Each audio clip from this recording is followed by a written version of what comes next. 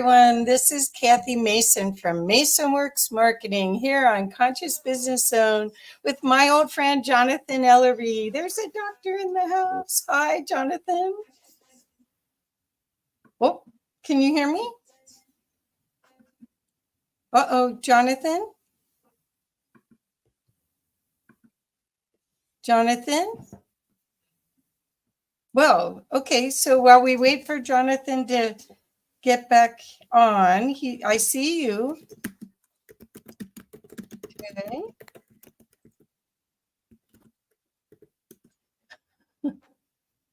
Okay, so I see you. I'm here. Can you hear me? Yes. All right. You just dropped out on me for a moment. Oh, are we together now? We are together. We are all together. Whoever's here, whoever can hear this, we are together.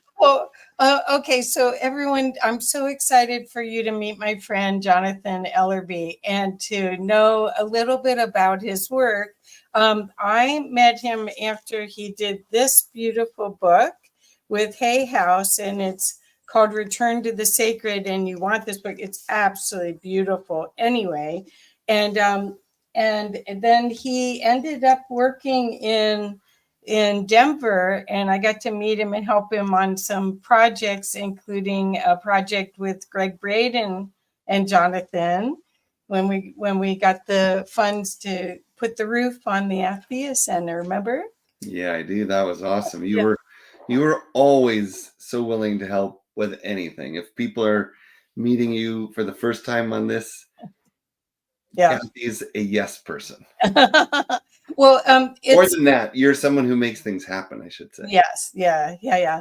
Well, we are here today to introduce your new book as part of today's conversation and to find out what you're doing, so that people could understand that you're a powerful resource for them as they work on their leadership and try to combine spirituality with their life in a different way, in a very useful way, where life is an adventure rather than there's no victimization in it, right? Absolutely. So for people that are just meeting you, could you give them a little idea about you, your journey to where you are right now? Yeah, I mean, I guess it's such a, for me, I think it's a particularly complicated story, but I'll try to do it sort of succinctly. I think I'll start with the present briefly and then go back.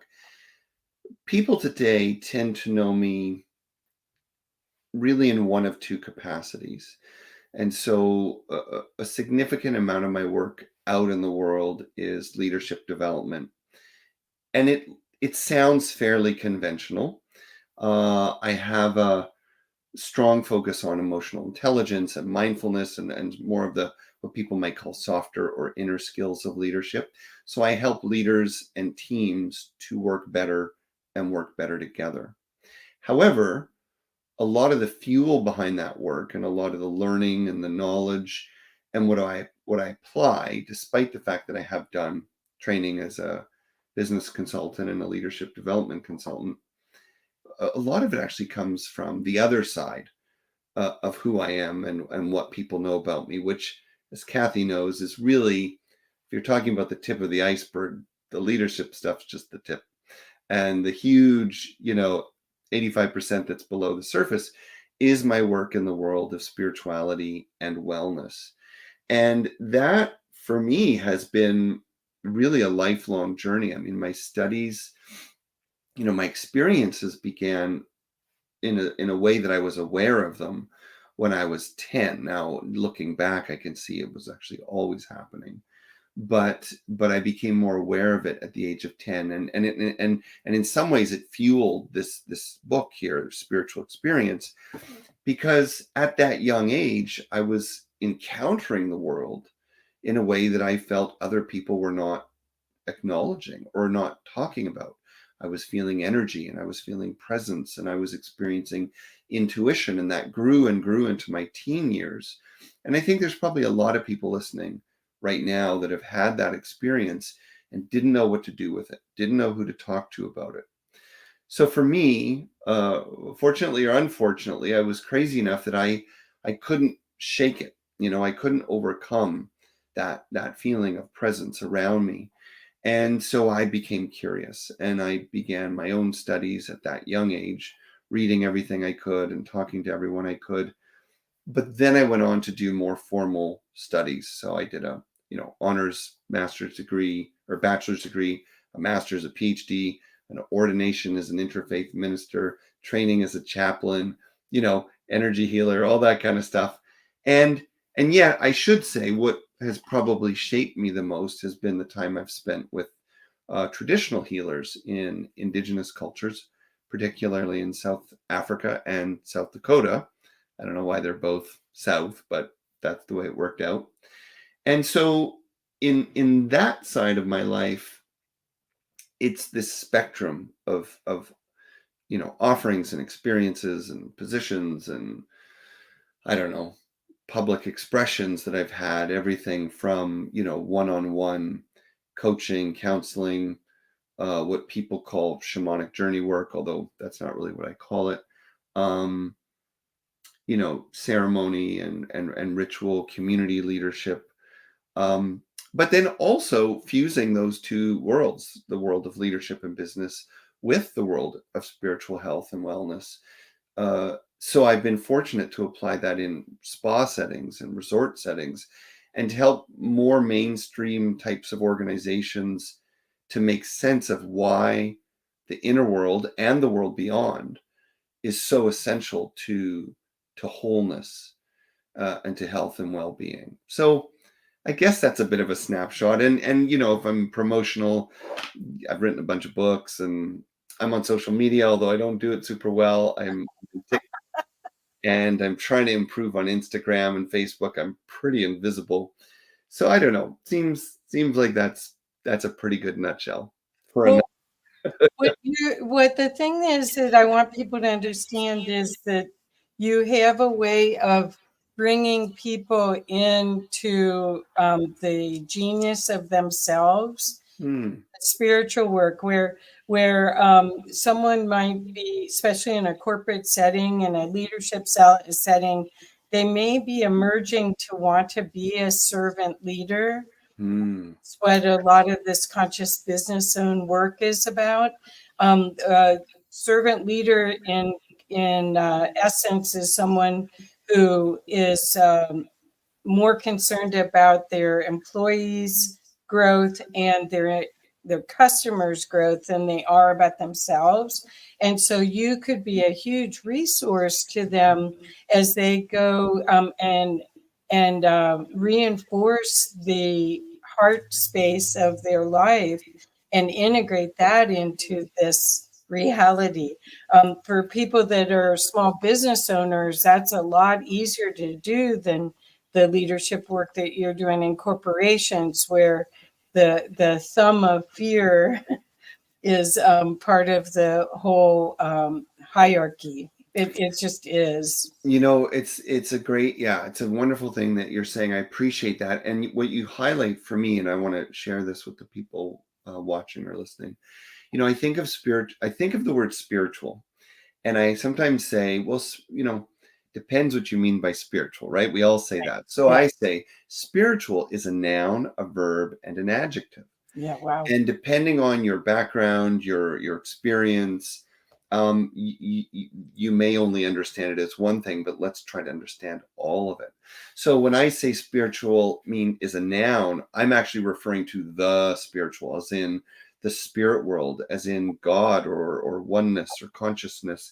It's the dimensions beyond this dimension, the spiritual. But then there is the verb, like being spiritual. And I'm interested in a spiritual life. And so those are people that are, working on growth, and they're working on spiritual experiences, and they're trying to evolve in consciousness. And then And this is often a trap, actually. Then spiritual becomes sometimes an adjective. So we say, oh, she's very spiritual. But we don't necessarily mean they're connected to the spiritual world. And we don't even necessarily mean that they're on a spiritual path.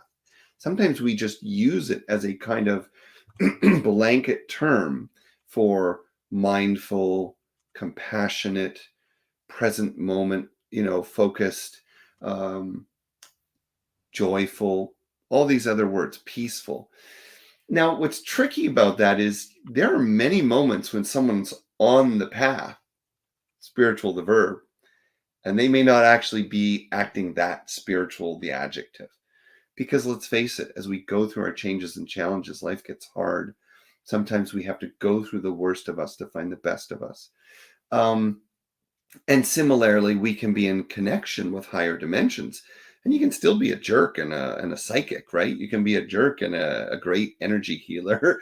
Um, and so to bring this sort of little teaching back to what you said, I do think that there are a lot of people in business and different forms of leadership, whether it's corporate or a household or in schools or communities, where they're wanting to see, they don't have the words yet, but they are already moving towards being more spiritual as an adjective. They do want to be more mindful. They do want to be more compassionate. They want to create environments of psychological and emotional safety.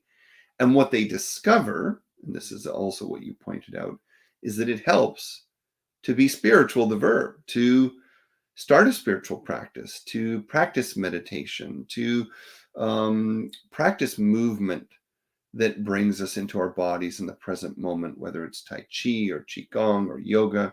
And ultimately, those things begin to open us up to the question, are we more than what we've been told? Are we more than just a body and a brain? And of course, the more spiritual we become in behavior, the adjective, and the more spiritual we become in terms of a life path, the more we cannot avoid the direct experience that there's something more to life and self and the universe than who and what we are. And that happens in spiritual experience. That's beautiful. And that is I think the lesson that we've gained from after the lockdown has been that people really had to identify what made their heart sing and what didn't, and what they truly felt was real to them and was important to them or not. Because there was that time that you could still be on your phone, you could still be on your computer, but you had to do some assessment because there was a death threat, an invisible death threat, right? Yeah, well, it's interesting. I felt very similarly about the opportunity of COVID. And it's interesting. I pulled together what I thought was a very, pardon me for saying, but a very powerful book proposal on the life lessons from lockdown. And no publisher really wanted it. And what they said was, and I'm going to just make a few comments because what you said was so important and powerful. What they said was, and I was going to mainstream publishers, so maybe if I looked somewhere else, but they said, well, we're too nervous that people aren't going to want to focus on it, to look back at it, to even talk. They want to move on. They want to move on. So what I mean by that is, I think there were almost two camps of people. And many people felt like COVID happened to them. And you've heard this analogy, right? Right. Life happens to you or life happens for you. So if life happens to you, that's the victim mentality that you've mentioned. And, so for those people, they were just waiting to get through it and then let's get back to life. And they may have had some existential moments. To your point, they probably could not have avoided it. Right, right. But for the people that were in the other camp, the people who tend to see life as happening for them, meaning everything's a learning opportunity, yeah, whether they whether they believed everything that was happening around them or not, whether they agreed with everything that was happening around them or not, the talk of mortality was present. Right. The talk of division versus connectedness was present.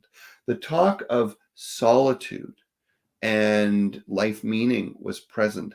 The talk of evaluating who we are and how we spend our time and how we cope with stress was very present, particularly because at a certain point when people were locked down, the only thing they could do was go for a walk in nature or sit in the backyard. That's right. Now, I do want to just go in one last direction, which is sort of an interesting sidestep. I think it also sets up a kind of interesting conversation about how do we have spiritual experiences? Because, you know, in the book Spiritual Experience, I talk about a lot of exotic practices and environments and situations that elicit spiritual experiences. But the simple truth is, anytime we just slow down, anytime we step out of routine and habit of thought, habit of behavior, and have even the slightest openness of heart and mind, we're more than likely going to stumble into some kind of a spiritual experience, whether that's an aha moment, right? A moment of reflection, a moment of peace and beauty, or whether it's something more profound and we feel like the world, the universe is actually talking to us. So you're right. I think we came through a very, very powerful time. Many people, not everyone, felt that. And I think still today, 4 years later, particularly for those people that were in the waking up camp and looked for the lessons but didn't have enough support, I think they're still processing it. I think they still are not even aware of what happened to them, because one of the things, and I'm sorry, this is sort of a long sharing, but one of the things that's very challenging in the Western world today is we've lost the full complexity of spiritual formation, which means not enough of us are going through complete training programs or mentorships or start to finish studies. Rather, more of us come from broken systems where, we didn't really like the synagogue or the church or the mosque we went to, or we didn't really like the taste of religion or atheism that we grew up with. And so we've had to piece things together. Now, there's an advantage and a value to that, but there's also a drawback. And the drawback is that when we're in an actual moment of process, as lockdown and COVID, launched many people into, without the right kinds of support and the right contexts, many people will still be picking up the pieces and trying to understand what opened up inside them for years to come. Oh yeah. Well, I think that's true about any spiritually Yeah. transformative experience, Yeah. whether it's big or it's real Yeah. little. I mean, you have to integrate it into your belief system, or be prepared to release those programs and those belief systems that you adapted and made your own from your heritage, from your family, from your society, whatever, and see what, again, goes back to joy, goes back to love, goes back to a more fulfilling platform for you to express your genius. Because what we've seen and what we're seeing right now is so many of these institutions that were created, like the education institution. You see in Europe and England that now there's meditation in schools, and you see that Montessori and some of the other private schools or charter schools are trying other ways to have kids have more balance and ways to deal with the stress. It's a different world that we're in, full of choice, And if you're not in victimization, as you brought up, and I brought up, I mean, that is the whole key to freedom, to actually be the divine being that you really are, to remember, and then be brave enough to use that divinity to create this new world. Yes, beautifully said. Beautifully said. You know, what it reminds me of is this sort of, I guess, perspective or teaching that I like to share about the evolution of humanity. And, you know, of course, this is a big concept because we want to cover the history of all things since the beginning of time. But in a nutshell, what I believe many philosophers and scholars have come to agree upon generally is that we have moved through some clear stages. So first there was really the what I like to call the age of mystery, which is simply whatever came before whatever we can figure out. That is the time of the divine, right? The pure divine, where we still, as humans, can't even begin to suppose what came before everything. And then we came into the natural era, which was really from the moment there was apparently a big bang all the way until the first human showed up. And the reason why that's worth pointing out to people is even though we've all seen the timeline, you know, where this is existence as we know it, and we're barely a blip on the blip of a blip at the very end of it. People just forget on a daily basis that the universe itself has been evolving perfectly well without them. And the reason why that's important, to go back this far in the story, is that mystery is a part of our world. And so that means you might consider that you not only don't need to control everything, but you can't. And then we find this natural era that reminds us that no matter how good or bad we feel anything is in any moment, everything is happening inside spirit. Everything is happening inside a natural design. So we may be in terrible pain over a particular event or change or disappointment, as well we should be, but we can step back, hold the mystery, and have faith in the design. But then people showed up. And we lived in small communities close to the earth, and life was very horizontal, meaning very relational. If you wanted something from the tree, you talked to the tree and prayed to it. If you wanted something from the river, you talked to it and prayed to it. There was less focus on transcendence and a higher power, although that was present as well. What came after that is what you're talking about, which is why I took time to talk about this.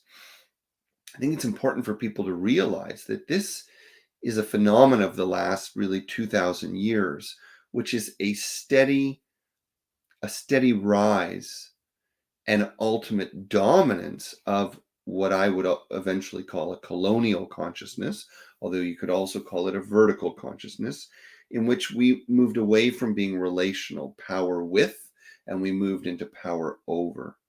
And the ultimate expression of that more masculine not meaning male, although men did pretty good in that era, meaning it was it was better for them. A masculine, vertical, hierarchical, colonial consciousness, what eventually came out of that was its exploitation of its extreme. Now, the gift of this masculine, vertical, well, there's many gifts. It's an important part of who we are and the world. But it's a and its best qualities, it's about innovation, it's about achievement, it's about going out there and do things, it's about solving problems. And so we have all these innovations in medicine and science, even in spirituality. Jesus was a part of that transcendent shift. Buddha was a part of the transcendent shift. Confucius, Socrates, and so on. But as that dominated to an extreme, then we go from the brilliance of mechanisms and industry to the dominance of mechanisms in industry. And we start to treat schools like machines, and kids like machines, and medicine like machines. And we're finding out, as you're pointing out, kids don't all learn the same, and they never did. We're talking about neurodivergence now as if people are just becoming neurodivergent. There's been a spectrum of neurological types ever since we developed a brain. But to your point, this era of extreme colonial dominance and extreme vertical thinking is at an end. It is shifting. We are seeing mindfulness in schools now. Actually, there's a mindfulness movement spreading across schools in America now. We see meditation prominently in schools in United Kingdom. We see the convergence of spiritual disciplines, practices, values, principles becoming more and more commonplace, so that even the most cynical, either atheistic or traditional kind of masculine oriented, pardon me for the characterization, right wing, Christian extremists, let's face it, they're still listening to music produced by people that are doing yoga and meditating. They're still watching TV shows, that are produced by people that are doing ayahuasca journeys and going to spiritual events. They're being exposed to gender differences, racial differences. There's no escaping it now. And at the time of this conversation, and people may hear this at any time in history, we are looking at racial and gender diversity in the leadership of the United States. And that is something that the whole world cannot escape. And I would say, thank goodness.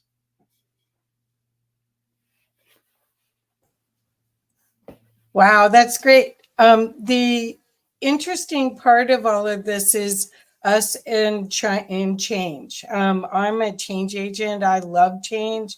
In fact, somebody was doing my numerology yesterday. I'm a 5, and I don't know what the bad side of that is. But anyway, I think a bunch of souls came down here during this time of change to try to empower people to see their role and not be frightened of it, to embrace it, bring their genius to it. I do want to let you know there was a comment, Larry, our good friend Larry Cooper, put a question in, and it was when you were talking about COVID. He says, can Jonathan address the emotional weight that we all hold on to? How do we release it? Larry Cooper, oh my Yeah, God. you'll see him at IANDS. And I asked if Larry would introduce me. Oh, cool. So I know I'm in trouble because someone said, will you send Larry your bio? And I was like, well, I'll send the bio. I don't think he's going to use it. Wow. This is a really typical, because Larry is a profound teacher and healer himself. This is a profound question.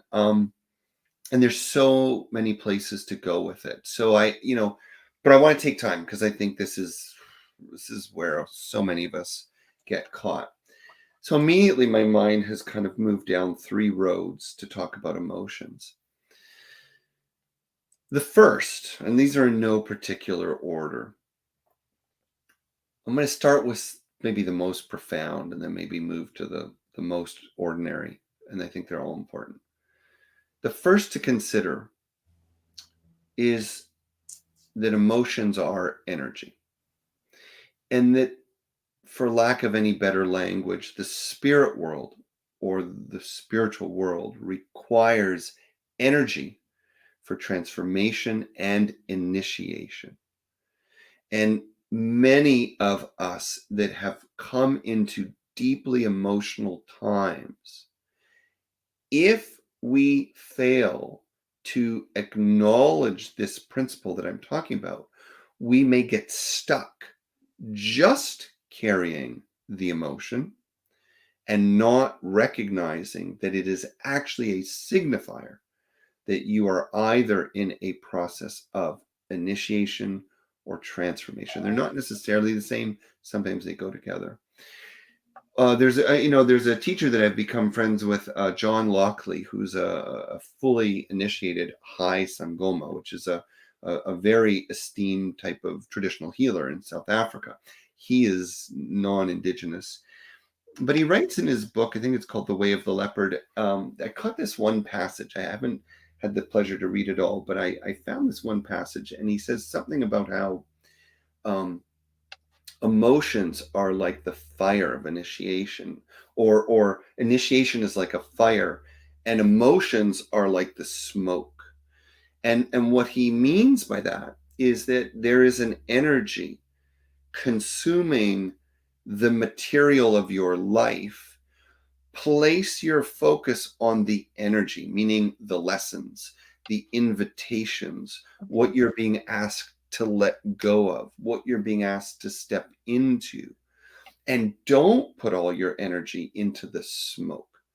The smoke is the emotional experience: happy, sad, angry, anxious, I like it, I don't like it.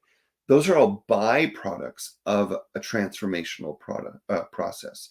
So the first response is, let's be conscientious about how we hold emotions, um, and recognize that very often they are important signifiers. But again, I'm going to say it again.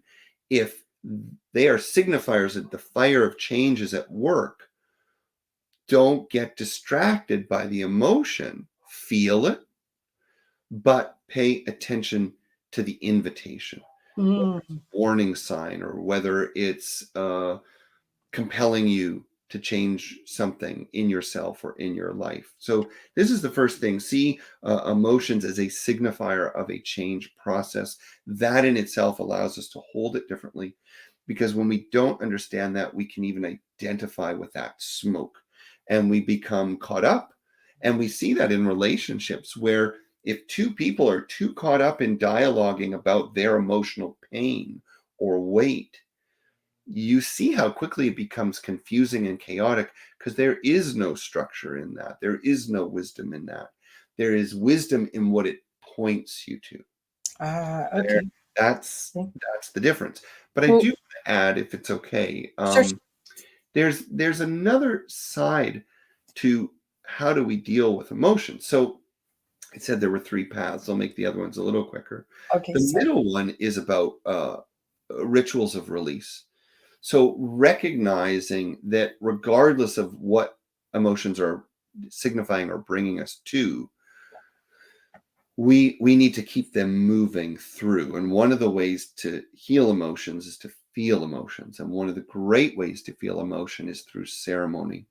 So whether it's, when I do, interestingly, speaking of Africa, when I take people to Africa on trips, if they're carrying a lot of emotion, sometimes I will have them find a stone that is just barely large enough for them to carry around, meaning it's almost too big to take with them everywhere they go. But I ask them to pick up something, like big enough that it's like hard to put on the table, and they can't stick it in a purse, and it's just like it's a nuisance, but they can manage it.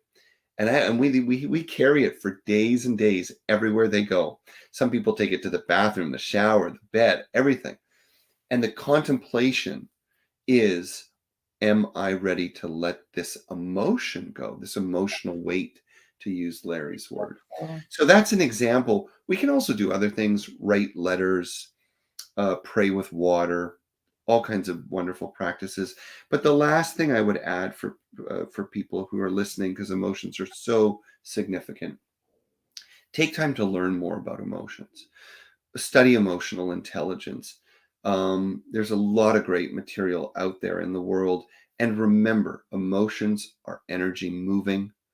Uh, Emotions more often want to be felt than acted from, right? They are pointing us to something, but they are not an end in themselves. And the final thing, and this is one of the biggest gifts of my life, I have to say, for myself, people I work with, hopefully for you listening. Remember, emotions are built, designed to feel personal, permanent, and pervasive. Personal, permanent, and pervasive. That means that regardless of the life change we're going through, even if it's an initiation or a transformation or just the experience of change, it's going to feel personal. It's going to feel like it's never going to end. And it's going to feel like it's following you always.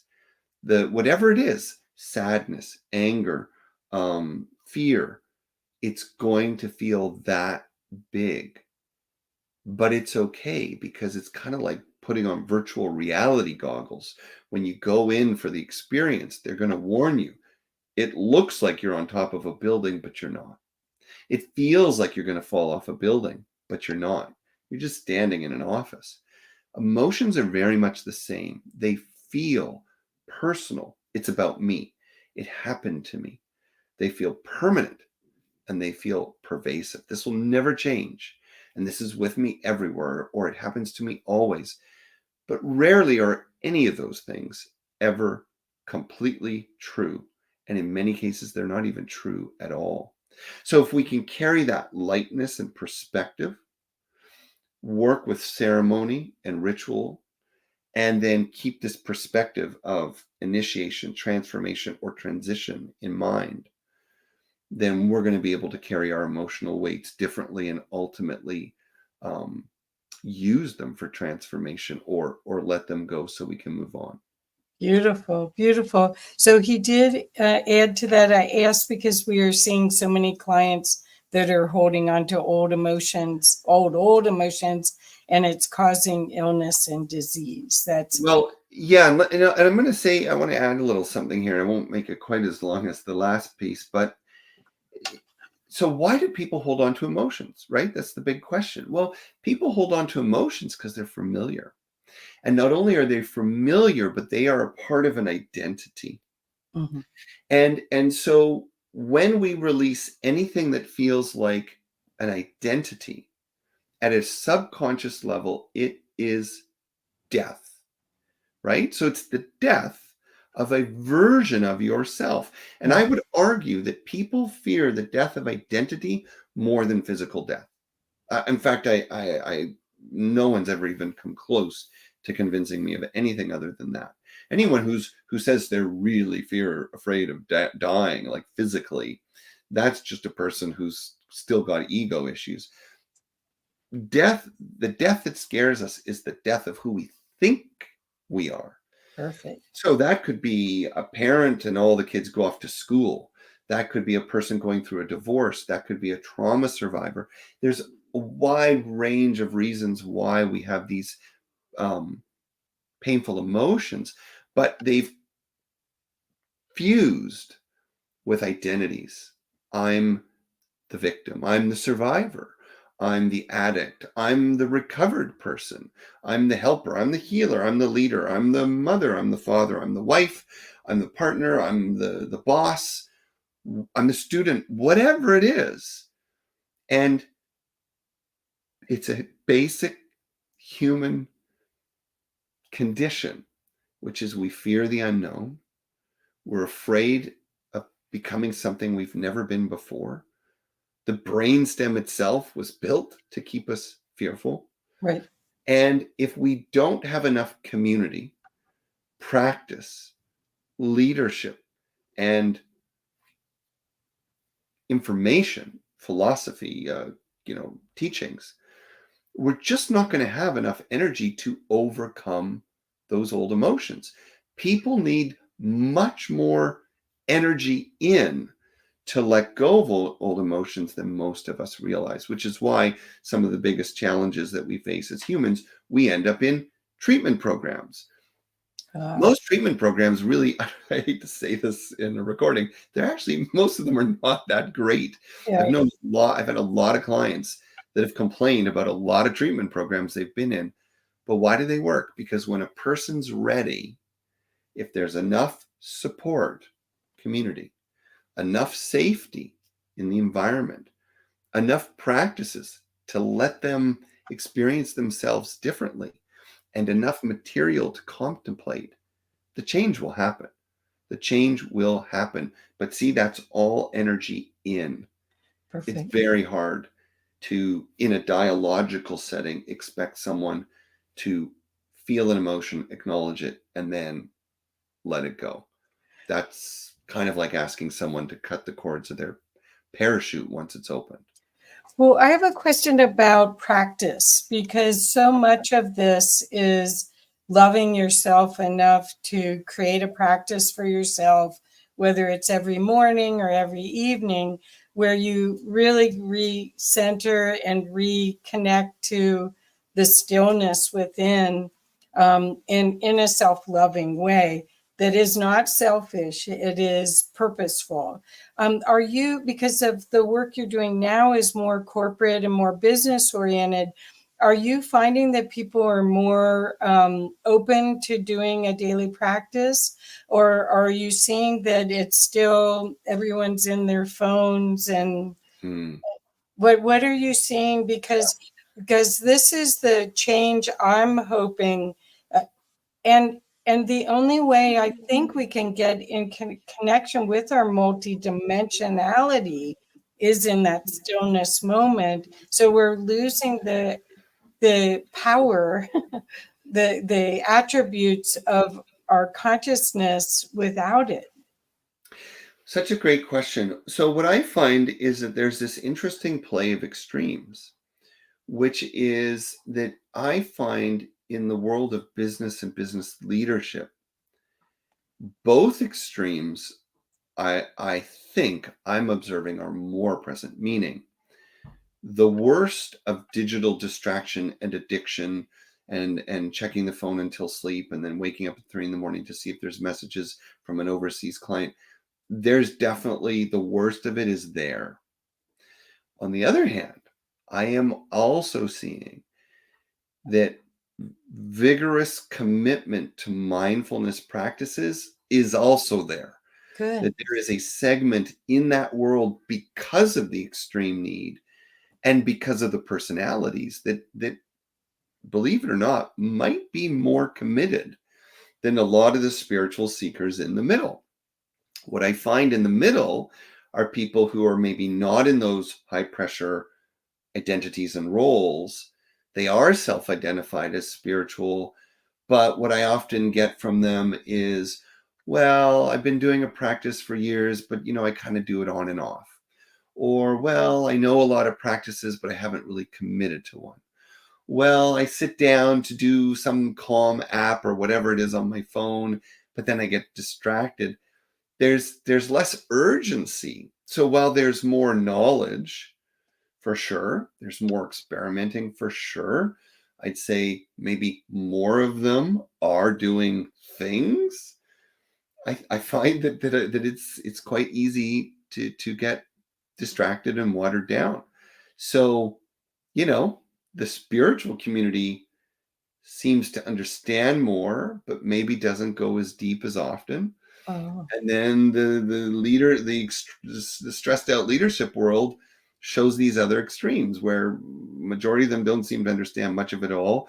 And then there's a growing number that get it and are like, I mean, voraciously consuming mindfulness material, breathwork material. These are the people that are filling the ayahuasca retreats. These are the people that are filling the meditation retreats and the vipassana retreats.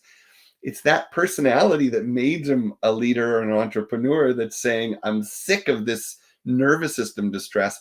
I've got to do something about it. right, right.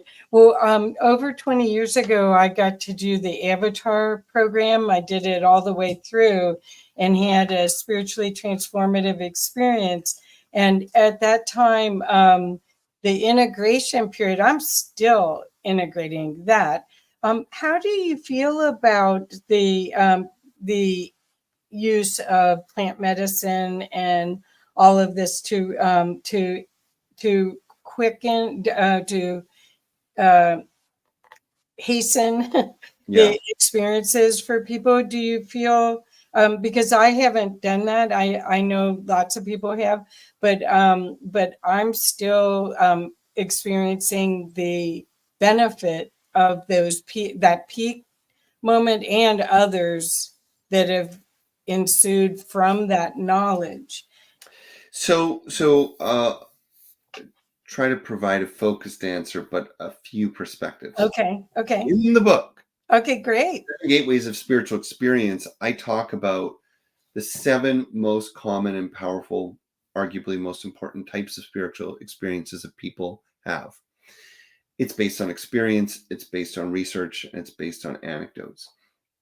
I'm pretty sure, I do not refer to any experiences that were based on or because of any kind of plant medicine. It's very important to me that people know that these states do occur naturally. They can occur naturally, that some of the most profound spiritual experiences they will ever have or hear about have nothing to do with any kind of medicine, plant, or drug. Now, having said that, there's no question that hundreds of traditions, arguably thousands of traditions, over thousands of years, have respectfully, carefully, mindfully, and uh, religiously used plant medicines as sacraments for visionary experiences. And I absolutely honor that. I absolutely believe in the power of that. And depending on what your worldview is or what dimension of the spirit world you're interested in, sometimes those plant allies are almost essential, because it's difficult for most of us to travel to the worlds between this one and the ultimate oneness of things. So, what about contemporary use? Well, I would say there is a place for it, particularly in a world that's so disconnected. But what I hope for people is that if they want to pursue that path, that they do it respectfully, that they look for guidance, that they ultimately pursue contexts of meaning and support. They are cautious not to pursue it as a fad or purely out of adventurous curiosity.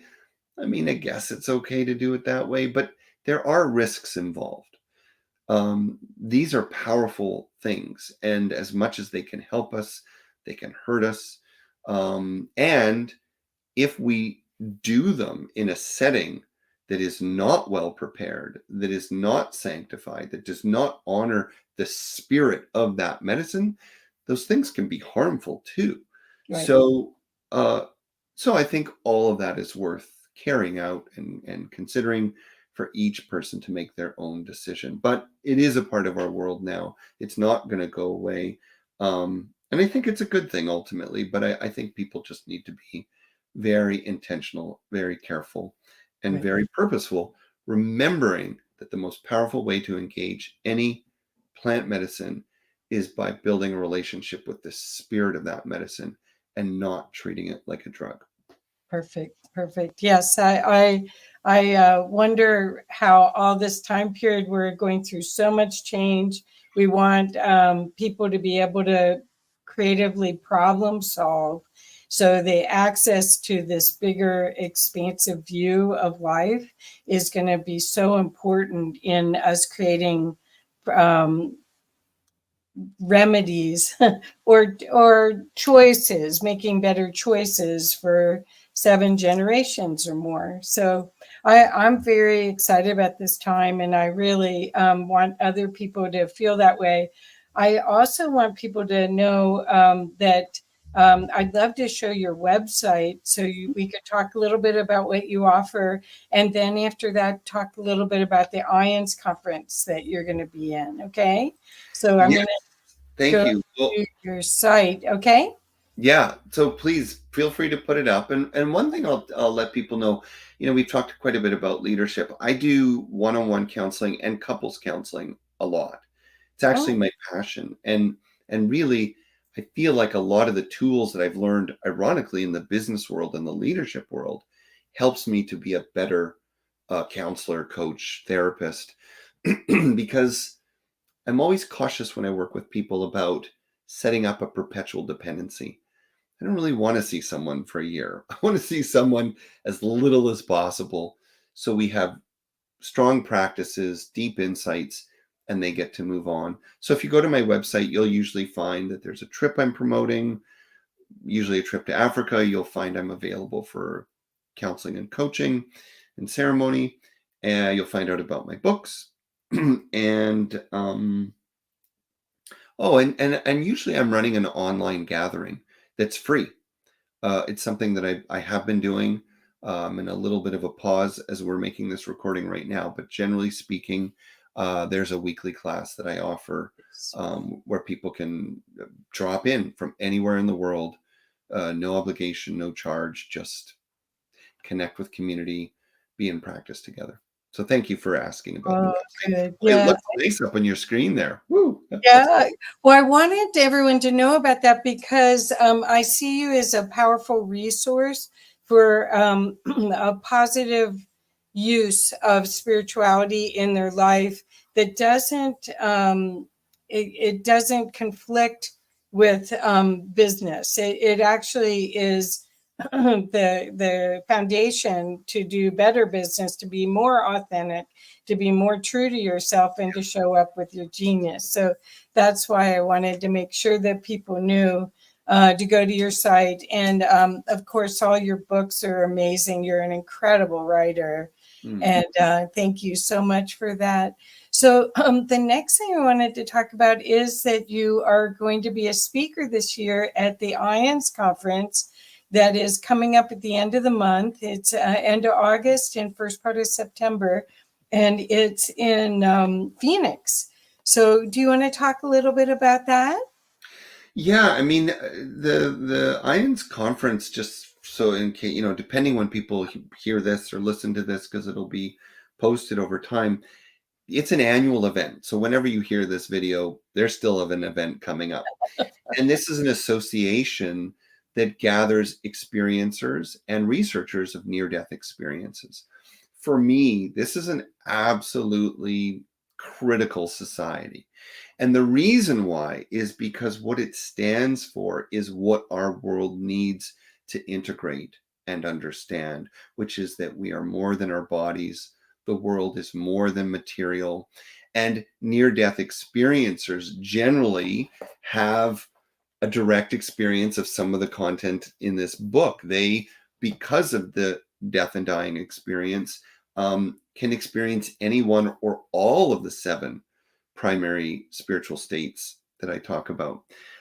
So that's what I'll be talking about. I mean, I'll just be helping researchers and experiencers to understand where did they go and what did it mean and how do you live from those places. So it's about helping them make sense of things because I want them to have language and tools to talk about their experiences so that other people can also learn.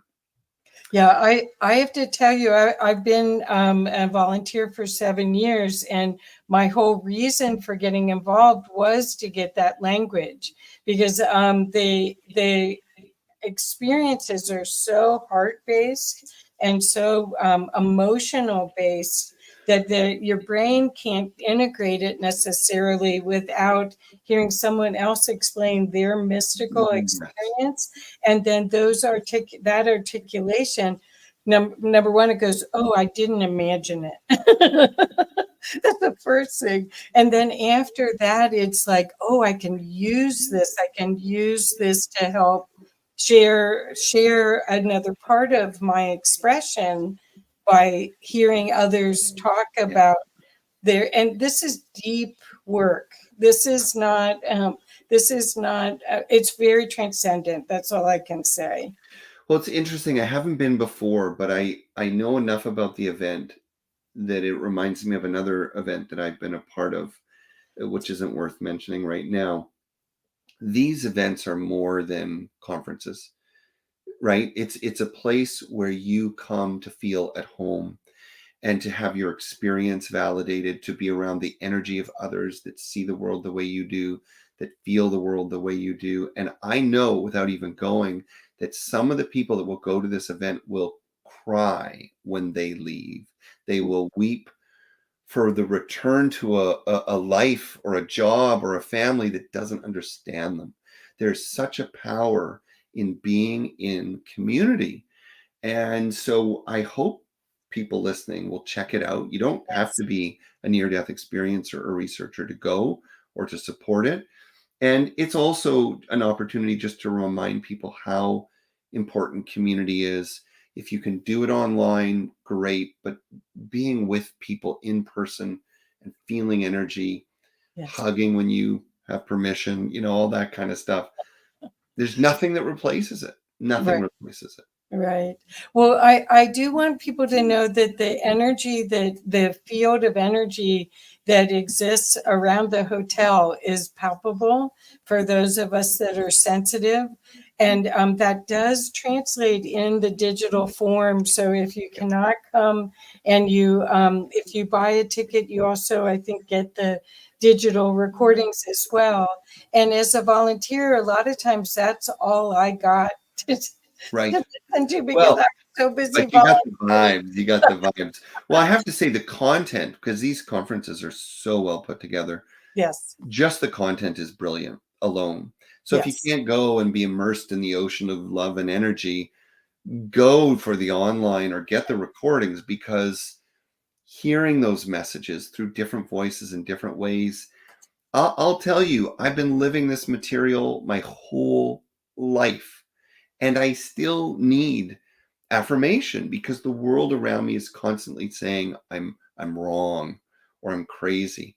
So we need each other. And because I know we're coming to the end, Kathy, I have to say thank you, because what you do is so important for people. oh, We good. need people like you. We need shows like this. So I'm Of course, grateful for of you and course. what you do. Oh, thank you. And I am very grateful to know you and get to play with you whenever I can. So I do want people to make sure that they know to go to your website to learn more about you.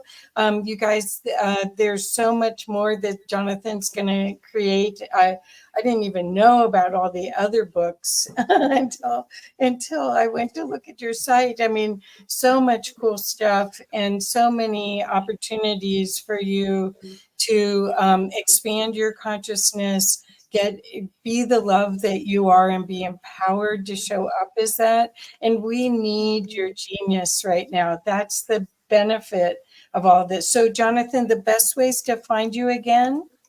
I really think just start with the website. It's probably the easiest. I mean, I am on TikTok. I'm on Instagram. I don't know when people are going to hear this because it's going to exist forever. Hopefully, I will show up on Facebook at some point. But I'd say go to the website, and probably the most useful thing is get in the newsletter. I send usually a video and some content every week, and I have a live gathering that I think I think is very valuable. I think community is so important. So Right. that's where I'd start. Start at the website and come to a gathering, get in the newsletter. Let's hang out. Okay. And your website is jonathanellerby.com. That's it. I want to make sure, and it is in the comments and in the description. So please do yourself a favor with that. And then if you'd like to know more information about the IANDS Conference, which is coming up at the end of August 2024, go to conference.iands.org. And you'll see your options of how you can participate. And I'm a member of IANDS as well. I recommend being a member of that organization because you'll see there is no fear of death, and there's only a huge group, at least 500 to 700 people that constantly are brave and courageously co-creating with the universe at a high level. So it's quite inspiring to be a part of this group. So Hmm. thank you, Jonathan. Thank you. Yeah, I thank you so love much you for so much. having me. Yes. Well, love to your whole family, and hope to talk to you again soon. All right, thank you, and Thank thank you you. to everyone listening. Thank you. Thank you, everyone. Bye bye. Please share.